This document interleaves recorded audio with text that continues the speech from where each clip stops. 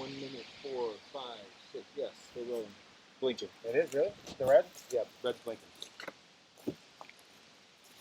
Supposed to verify. You want to go do a slate? Yes. We're syncing set? Okay. Wait, we're running. Oh, you're running natural. Yeah. Take a look at this camera, though, and do it. And try to be in frame of that camera. All right, ready?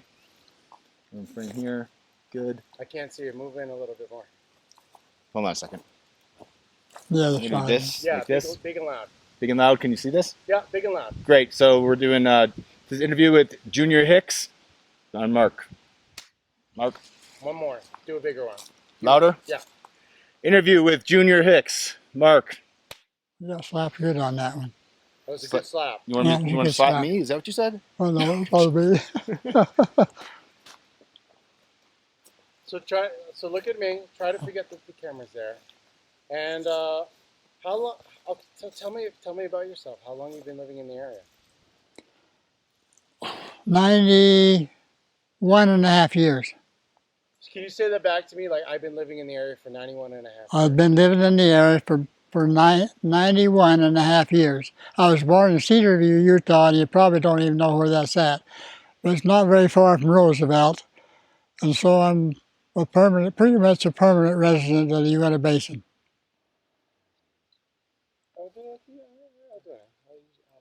Can you, this is the hardest question I'm going to ask you, the whole thing. All right. Can you just tell me your name? Say, my full name, I have a lot of aliases, but anyway, my full name is Joseph Junior Hicks. That's what I had to be called when I got married. We had to go and find out for sure before I got married. But that's what I'm really that name. Can you say, is it okay if I say, my name is Junior Hicks and I've been documenting the phenomenon in this area for how many? Okay. My name is Joseph Junior Hicks, and I've been documenting the UFO phenomenon in the Uinta Basin for about 70 years.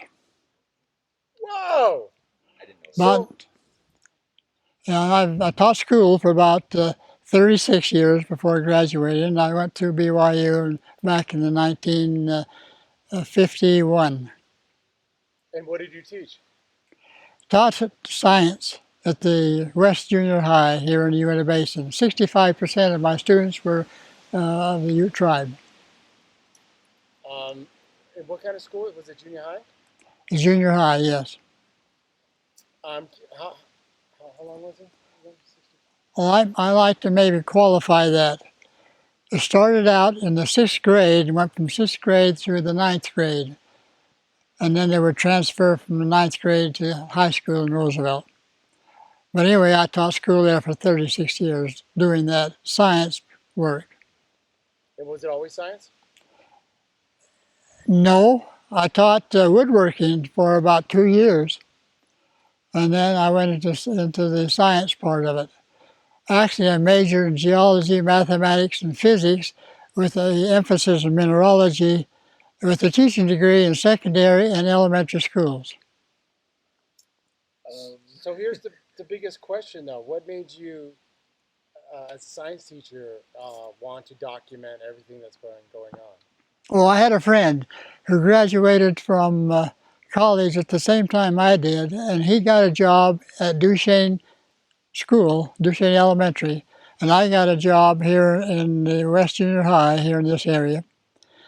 And I read in the Desert News on the front page a picture that depicted a UFO that was spotted over the playground when he was out in the playground at Duchesne Elementary, and he had 24 students who were witnesses. The UFO was a cigar-shaped craft slowly coming from the west to the east at about 300 feet altitude above the playground with the students there. And after it passed over, he had his students go back into the classroom and draw what they saw, and then compiled a photograph, sort of picture of what it was that they saw, and ended up in the front page of the Desert News. I got a hold of the copy, recognized the name as the name of what went with me in school, so I gave him a call, and he told me what they saw.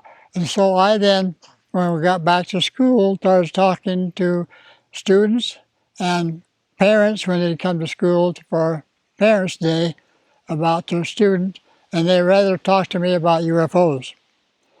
So we did learn a lot about that and got a few of my sightings started at the beginning of my interest in the UFO phenomenon. I thought it was very interesting because they were seeing these UFOs, close encounters up close, as close as from here to you or even closer. And sometimes sitting on the ground with the witnesses of dozens of people at once. So I began to compile this material in my files there at West Junior High.